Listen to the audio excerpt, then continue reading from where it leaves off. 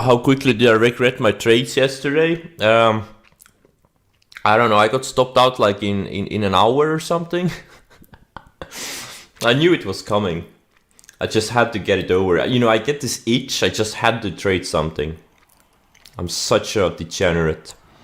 I saw something on Twitter. I can't find it right now. I saw something on my feed that the AAII sentiment indicator is the most bearish like ever, pretty much. Is that true? I'm trying to find. I saw it like a few hours ago. I didn't pay much. Oh, here it is. Wait. Macro Charge tweeted it. Bottom 1%, 1.7% in history. Doesn't really mean much, but it's just interesting. I personally, I really hope we get one more leg down. But it's kind of interesting, you know, we have, you know, this wasn't even a big correction, you know, less than 12% in the S&P 500. And the sentiment indicators are pretty much where they were at in 2008 and in March 2020. It's kind of interesting. I don't know if it's bullish or if it's bearish or I don't know what it means, but all right, the casino's open, guys. Make your bets. Remember, you don't have to make a bet. That's the best part. No one is forcing you to make a bet. If you don't see an edge, you don't have to make a bet. STX. Yeah, I guess reported earnings. Yeah, could be. It had an EP here too back in October. Had a great follow through. I haven't checked the news on this, so. But I guess it's earnings. TCDA. I don't see anything here. It just looks like a random stock having a random update. I don't see a setup here. What motivated me when I first started trading? Yes, freedom. Freedom from having to go to work, you know, go to you know, have a boss. That was the main thing. You know, back when I started trading, I didn't even think it was possible to make more than like, let's say a few $100,000 per year. Now I can have like a few $100,000 in slippage on one trade. So it was, you know, making some decent amount of money, and mainly was the freedom aspect of it. I really didn't feel like going to work and be someone else's bitch all day. That was really the main thing. I don't really work well in a, say, hierarchical organization or whatever it's called. I really don't do well. I really don't like to be told what to do. So that was always something that was the driving force in the beginning. Hierarchical. I really don't know how to pronounce the word. Hierarchical? Yeah. I don't even like the word. I don't like the meaning of the word, and I don't like the word. Hierarchical. Hairy uncle? Yeah, hairy uncle. Exactly. Let's just call it hairy uncle. Hierarchy. You guys are hilarious. ARK, yeah, all in.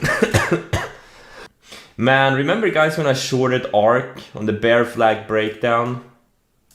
And then I covered 2 days later? Good times. That has to be the biggest fuck up so far. Covering Palantir and ARK after 2 days. I don't know what the hell I was thinking. I didn't follow my rules. But it's kind of nice sitting all cash too, because you kind of start... Yeah, it's like a blank canvas. Sometimes having a lot of positions can be stressful. My account gets reset to 0. Is it still a blank canvas? Yeah, you could call it a blank canvas. But I think that canvas is a little bit more blank than mine. Exactly, it's more like an imaginary canvas. Time for struggling trader. I don't think right now is a good thing to do a struggling trader, because like if you are a swing trader on the long side, like the past couple of months haven't really been great. I think it's better to do a struggling trader after a good period, because if you're still struggling after a couple of good months, you know, you have, there's a problem there, right? The best long setup in history? Well, I don't know. There were a lot of best long setups in history in 2020. I mean, I guess it would be like Tesla. There were several best long setups in history on this thing back in 2020. And the fact it was like a mega liquid stock, like the most liquid stock ever, you could do like unlimited size. I mean, there were like 4 breakouts. I traded most of these, like this one, this one, this one, and this one. I traded all. I think I traded all 4 of them, and I underestimated all 4 of them, and I did too little size on all 4 of them. But there was like unlimited money, and also this one, a few months ago. The funny thing is, I had it. I think I bought it here. I got stopped out here, and then I never rebought it. And look at the move it made.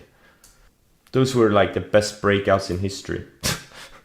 Yeah, mRNA. Yeah, mRNA. Not in 2020, but in 2021. That one I was long. This one I had. Again, too little size, and I sold it way too early. I didn't follow my sell rules. This thing literally went up 110% in like 3 weeks from the breakout. BNTX2. This one I didn't have. This one too, once it broke together with mRNA. This is from 2021. But mRNA, this was also high priced, very liquid stock. Can do a lot of size. And the thing is, you only need a few per year. You really don't need 50 or 100 or 500 trades per year. Like, you only need a few good trades per year if you size correctly, right? I'm not saying go all in, but I would say my max size on individual stocks is like, say, 20, 25%. You just need a few of them. You don't need too many. And you're gonna have very good returns. Obviously, you're gonna trade other stuff too, but a few big winners can really make a huge difference.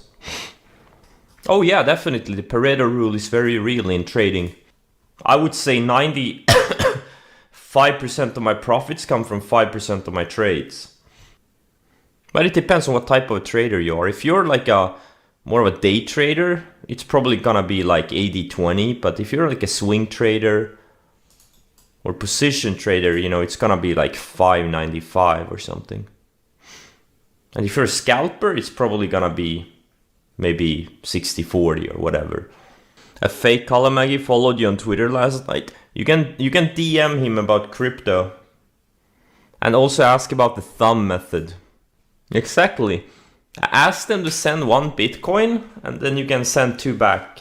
You can promise to send 2 back. Oh well, there's nothing going on. Thanks for joining. See you tomorrow.